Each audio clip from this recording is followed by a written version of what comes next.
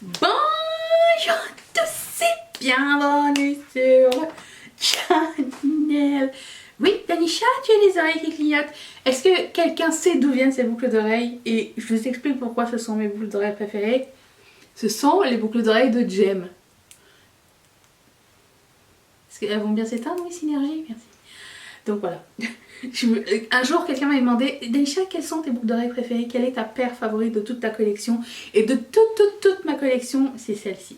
Premièrement parce que ça fait super longtemps que je les cherche, ces boucles d'oreilles de Jem. Ou alors des boucles d'oreilles en forme d'étoile rouge que j'ai jamais trouvées. Et deuxièmement parce que je les ai trouvées, et que c'est Mathieu qui me les a offertes. On les a trouvées, alors si vous voulez, dans une librairie. C'était vendu dans une boîte avec une mini BD de Jem à l'intérieur. Et il y avait les boucles d'oreilles et il me les a offertes parce qu'il savait que j'étais en quête des boucles d'oreilles depuis super longtemps. Voilà. Aujourd'hui, étant donné on va éviter de consommer peut-être, ou consommer mieux, ou parler de choses fun sans avoir à acheter, j'avais envie de vous parler de tout ce make-up que j'ai jamais acheté et de vous dire est-ce que je regrette, est-ce que je regrette pas. Premièrement, est-ce que je regrette de ne pas avoir coiffé mes cheveux et avoir fait juste une natte? Non, car ils sont mouillés. Et j'ai pas envie de les sécher, j'ai envie de les garder en santé le plus longtemps possible. Et puis je le ferai demain, promis. Ça va être beau, ok? Et si vous demandez ce qui se passe avec ce make-up, c'était la vidéo de ce matin parce qu'il y a eu 2 vidéos aujourd'hui. Voilà, c'est parti, on y va pour le make-up que j'ai jamais acheté. Est-ce que je regrette ou je regrette? Je regrette pas. Je commence par Anastasia Beverly Hills et là vous allez être peut-être ou peut-être pas surpris d'apprendre que je n'ai pas acheté la Norvina, la Soft Glam, la Sultry, la Carly, la Prism, la Subculture, la Riviera, la Alyssa Edwards, la Amrezy palette. Voilà, c'est-à-dire que depuis la moderne renaissance, j'ai acheté la palette de Jackie Aina. Et c'est tout. Est-ce que je regrette des achats dedans? Je vous dirais peut-être 2 ou 3 palettes. Pas que je regrette, mais des fois je me dis ah, si je la retrouve, est-ce que je vais l'acheter ou pas? Et il m'est arrivé de les recroiser ces palettes là et j'ai finalement pas acheté. Et je me suis dit bah c'est peut-être pas des palettes pour moi, mais la Subculture m'a beaucoup tenté, beaucoup pendant très longtemps. Je vais finir par dire ce que je veux dire. La Prism. Et finalement quand j'ai été la voir en magasin, j'ai vu qu'il y avait comme 2-3 couleurs seulement qui m'intéressaient à l'intérieur, donc je savais pas et finalement le temps que je me décide je l'ai pu retrouver. Et la Sultry, c'est pour moi, ça reste comme... C'est la palette que j'ai jamais été testée en magasin et du coup je sais vraiment pas, tout le monde en parle que en bien. Quand je la vois en vidéo elle est belle. J'ai l'impression que tout le monde fait le même look avec aussi, donc c'était pas quelque chose qui m'a intéressée sur le coup. Mais disons que ça serait, si je la vois et que je peux la swatcher, ça serait pas un non catégorique. Voilà, mais pour le reste, non, la Norvina, non, Carly, non, le reste, non, je n'ai pas testé, je ne tentais absolument pas.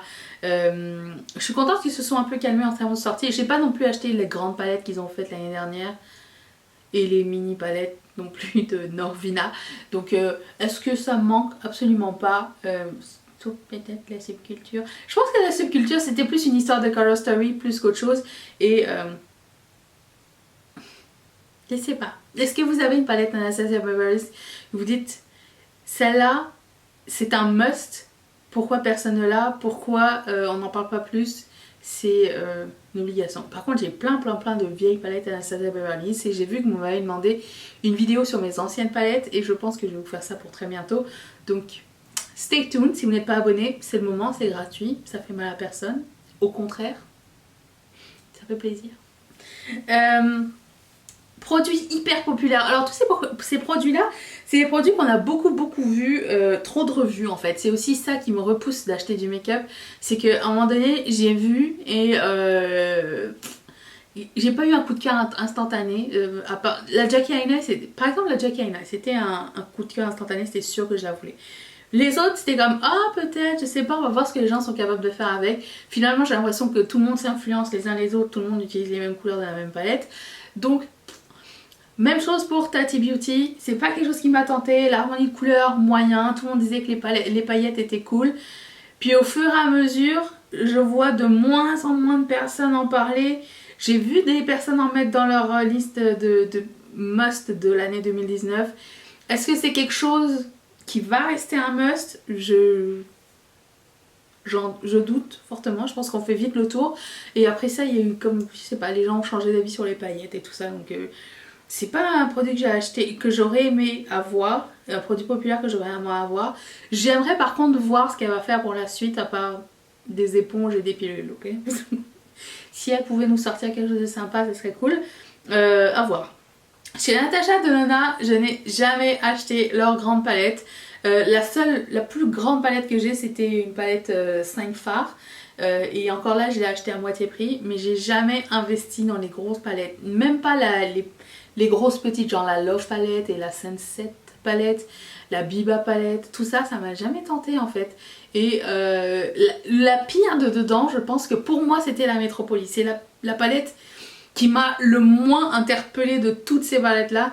Je comprends pas le foin qui a été fait autour de cette palette. Je regardais l'harmonie de couleurs, elle m'inspirait absolument pas. Alors certes, j'aime énormément la qualité des fards Natasha Denona.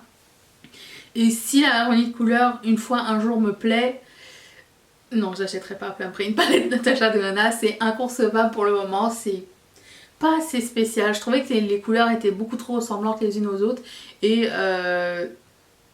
vraiment genre 14 gold et 2 bleus et je sais pas, et un vert, je sais pas, c'était pas...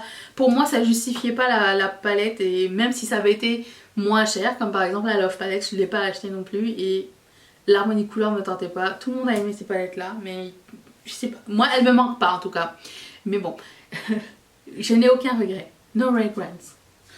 Huda Beauty, je n'ai jamais acheté leur grande palette, enfin ces grandes palettes, à elles toutes seules. La Dusk, la Metropolis, non pas la Metropolis, la Mercury rétrograde. Je me suis contentée des Mini Obsession, je trouve qu'elles sont parfaites. On a un échantillonnage de ce qu'elle est capable de faire pour beaucoup moins cher, parce que 85$ d'un coup alors que t'es pas sûr de l'harmonie de couleurs. Tandis que les Mini Obsession, je trouve que c'est mieux pensé, c'est petit, c'est l'essentiel est dans la palette, et t'as pas besoin d'une grande palette avec 14 nudes, 2-3 couleurs spéciales à l'intérieur. Non, on garde un essentiel. J'ai pas besoin d'une palette complète. J'aime bien les palettes à accent qu'elle fait. Je trouve qu'elles sont vraiment très très très belles. Et je vais me rester là-dessus pour le moment. Il n'y a aucune palette de Huda Beauty, les grandes, qui m'a tenté. Vraiment aucune. Donc je reste sur mon idée et je n'ai aucun regret. No regrets again. Ensuite, Bad Beauty. Alors là, c'est pas une palette, mais j'ai vu que tout le monde avait fait un foin avec le nouveau fond de teint. Il faut savoir que Bad Beauty est une de mes marques favorites, et que tester le fond de teint pour moi était un objectif.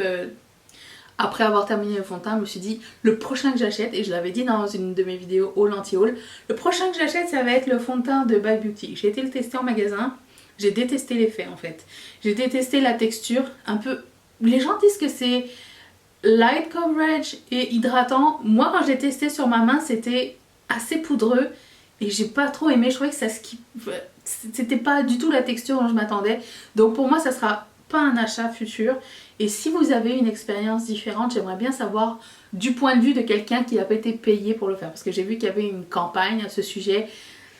Même si les gens disent qu'ils ont vraiment aimé le produit avant, il y a une minorité de gens que je crois vraiment à ce niveau, vous voyez. Et je préfère que quelqu'un l'ait acheté et me dise en tant qu'ami, genre je l'ai acheté, je trouve pas que ça vaille le prix, ou je l'ai acheté, j'adore, c'est un must. Je préfère que ce soit vous qui me le disiez, ok.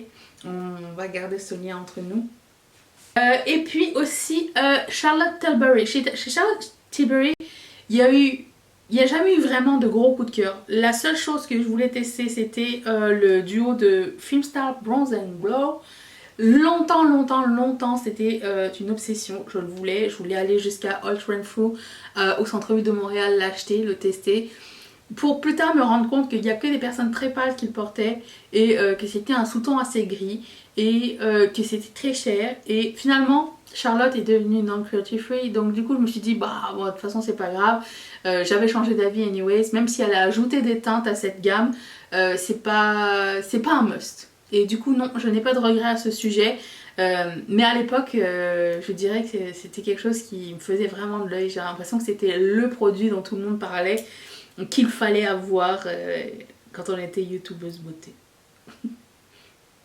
La Morphe et Jaclyn Hill volume 1. Je vois que cette palette, contrairement à la Tati, en même temps elles sont pas sorties du tout en même temps, mais contrairement à la Tati, la Jaclyn Hill volume 1 est toujours dans les collections make-up, rotation make-up, favoris make-up. Je vois qu'elle revient toujours. Et pourtant je l'ai jamais acheté. Et à chaque fois j'arrive devant la palette, je la swatch, je me dis oui elle est bien. Mais il y a quelque chose qui fait que je la veux pas. Il y a peut-être le quad de bleu en bas qui est super cute. Mais le reste, je sais pas, j'ai un blocage avec ces couleurs-là. Je sais pas, j'ai l'impression que c'est plein de beige et un peu de bleu en bas. Je sais que c'est pas ça, mais j'arrive pas à me faire à l'idée. Et à chaque fois, je finis par passer mon chemin. Mais c'est pas grave parce que j'ai acheté la volume 2. Et je suis en train de faire une petite revue là-dessus. Donc je me prononcerai pas pour le moment. Je vous attendrai la revue. Je vous laisse la surprise. Mais elle, je l'ai achetée. Elle me tentait. Et pourtant, c'est pas... J'ai bien la... Comment elle s'appelle? Good as Gold. Non. It's All Good de Colourpop qui ressemble vraiment beaucoup à celle-ci. Mais je sais pas, je voulais tester quand même. Et du coup, elle a...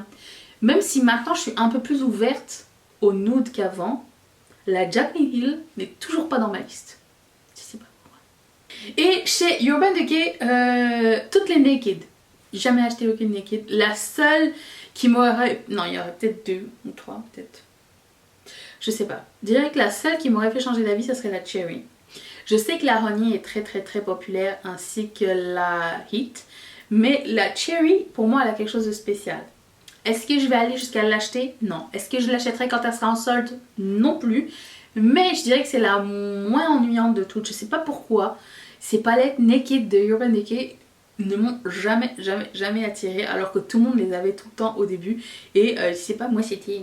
Non, il manque quelque chose. Et je sais pas, c'est peut-être... Je sais pas, c'est peut-être l'identité de ces palettes là que tout le monde... Je sais pas. Ça m'a jamais tenté. Et il y a aussi, étant donné que c'est un peu plus actuel, la Electric Palette. Tout le monde pense que je l'ai parce que je reçois plein de messages de vous genre est-ce que tu pourrais refaire une vidéo avec la Electric Palette de Urban Decay? Je l'ai pas cette palette, elle ne m'a jamais tenté. Je sais pas pourquoi. Pourtant, je n'aimais ni le nude et j'aimais les couleurs et je n'ai aucune de ces palettes là. Et la Electric Palette ne m'a jamais manqué. J'ai jamais voulu la voir, je l'ai jamais trouvée attirante.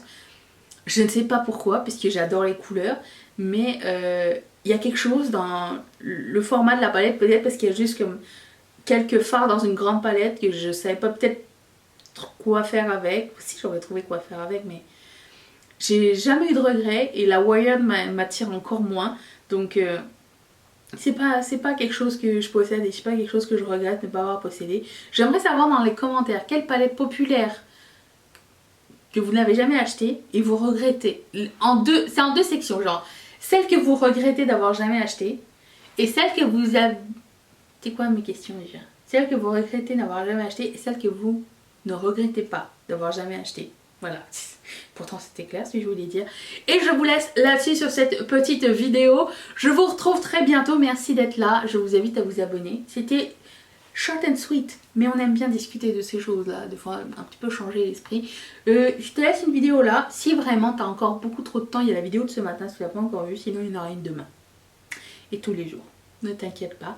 Je remercie encore une fois toutes mes marraines d'être tombées par un 2 sponsorisés cette chaîne. Et si toi aussi ça te tente, clique sur ce petit carré qui va t'envoyer directement chez Patreon. N'oubliez pas d'activer tous la cloche. Est-ce que tout le monde l'a fait? Oui. Ok, à demain.